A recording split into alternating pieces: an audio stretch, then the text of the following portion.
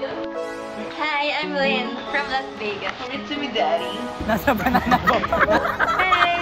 Happy birthday! How is it? Are you in or out? I am in! Dahil dito talaga tayo ulit mag-enjoy. Do Aziza. Look who is back! Patingin ng ilang! Gawain ba ng takot? Kakaiba kasi kami. What can you say? I love you, goodbye.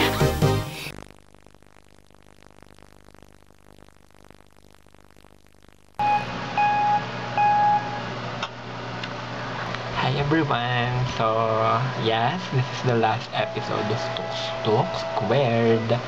But, my big announcement is I got accepted. After seeing the job posting, it has become my dream.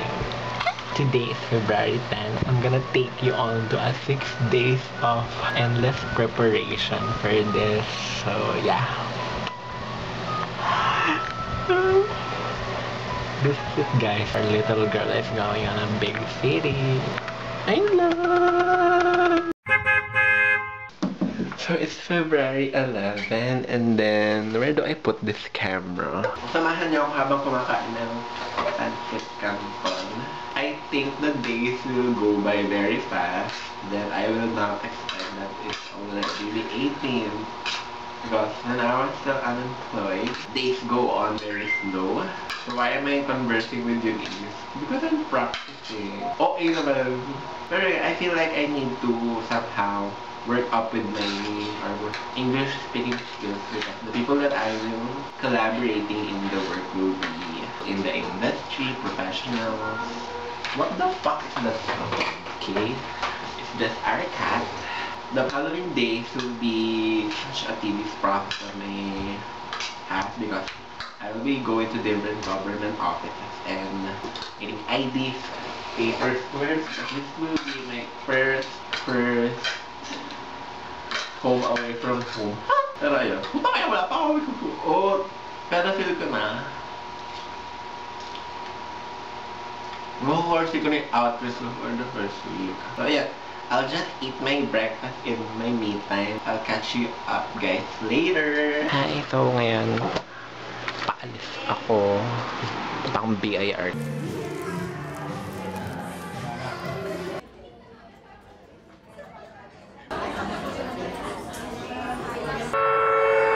Hello mga baklang OA ng Pinason. Tapos na ako gumawa ng bangko. I'm a bank holder now, BPI. Hello!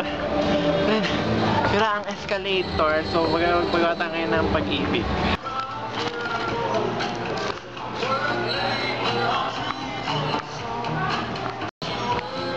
Slay.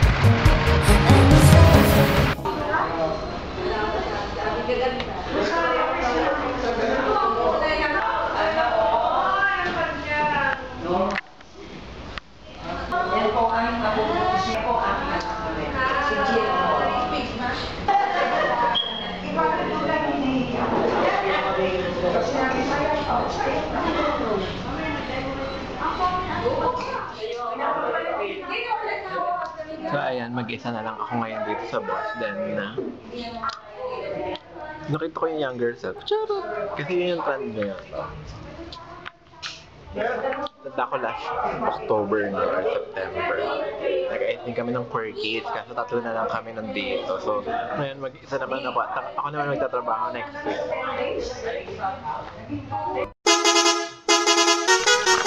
And lalaban ko na nga din pala yung bedsheet at kumot na gagamitin pag nag-move out. Ayan. So, it's February 13. Hindi po tayo lumabas ng bahay. Ang ginawa ko is nag-plan ako ng outfits ko for the first week. Tapos ayun, dumating na yung mga in-order kong blower, plancha ng buhok, bag, cause para kapag umuwi ako dito, hindi ko yung dala and gumagamit na. So, tomorrow, Valentine's Day, I'm gonna go out and finalize all of those requirements. Walang magpa-Valentine's Day kasi mag-aayos ako ng requirements. So, for today, we're gonna go to Pag-ibig, get the result of my medical. Sana wala akong sakit. And then, kasaya ng NBI clearance. Sana pwede ang makeup doon. And then, ayan. So, mamimili tayo ng ibang items na kulang pa sa ating listahan. So, yan lang. What's your Valentine's today?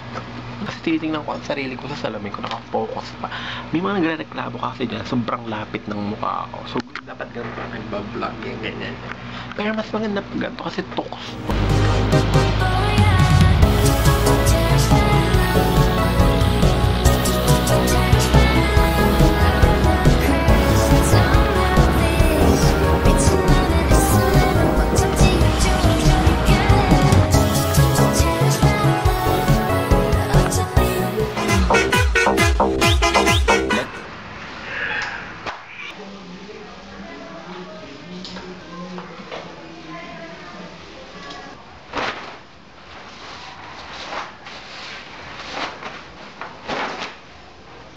Tayo ay nagbabaliktad ng mga damit kasi tuyo na sila. Tapos maglalaba ulit tayo ng mga dadalhin natin sa Manila. Ito na po yung aking nyuleta. Parang dalawang dangkal ko lang bakla. Ewan natin kung magkakasya ang ating mga damit. Pero ating to try. So I already planned my first set of outfits for the week. And then, a bunch of pantulog. And also, panlabas na hindi pamasok. And then, yeah, I hope it all fits in there. So, I could have other spaces for my shoes as well. Grabe! Sobrang laki ko. Kaya sobrang laki din ng mga damit ko. So, baka hindi kasya sa maleta. So, and then, I'm halfway done. Then, ito, nililista ko lahat. Then yan, may checklist tayo dyan kung ano yung mga dapat kong dalhin. Then ito yung aking mga skincare, hygiene, nandun rin yung iba. Ito ang aking makeup kit, ayusin ko, ilalagay ko na sa aking makeup bag. Hello mga badidap! Ito nga pala ang aking makeup bag. Ayan. So ito yung mga brushes ko din. And then yung mga kanyado natin nasa loob, mga panduay. Mga blush, mga sunscreen, hairspray, skincare, blush, pulbo, skin tint, concealer, and that is it.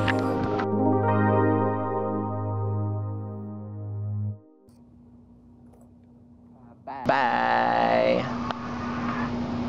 Ate, yung fitness gym doon. Sa Sabado, may pasumba ang SPC, 100 per ticket. Hindi din sa dinadaanan din dito sa diversion, meron doon sa LNJ. Wala na, inalis na sumba doon. Bye!